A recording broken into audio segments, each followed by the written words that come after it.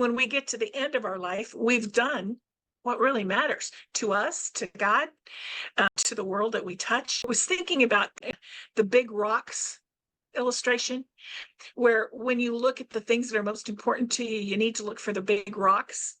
And this exercise I've seen uses a container, and it has big rocks and little rocks and water. Even sand has all these things that you're going to put in this jar or in this container. And so in the exercise, you can fill it with water, and then you can fill it with sand, and then you can fill it with the little stones, and then you go to put in the big stones, the things that really matter. And what happens? There's no room. It overflows. You can't get your important things in there. Well, I was struck. If you know me very long, you know that a good dill pickle will make me happier than chocolate. And my grandma and I used to have this thing about pickles, and this is not one of her canned pickles, but think about a pickle jar. It is a great illustration of the big rocks.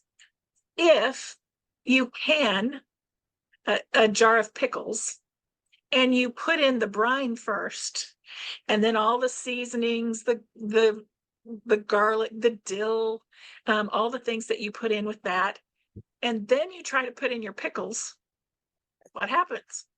It's over. It overflows. It runs over. You end up with this mess all over your counter. But if you put the pickles in first, and then you put your seasonings in, add the dill, tuck it in around the pickles, and then you pour in the brine. You can even leave a little bit of headspace, because if you fill it completely full and you go to put it in the water bath or the canner, what happens to the lid? It explodes. It's too much. I've canned enough to know that happens.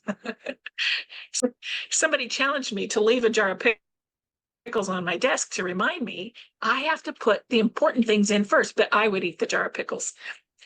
I do love a dill pickle. But the thing is, when you go back in the Envision You process and look at the roles that you play, you begin to identify which are most important. What are the pickles you want in your jar?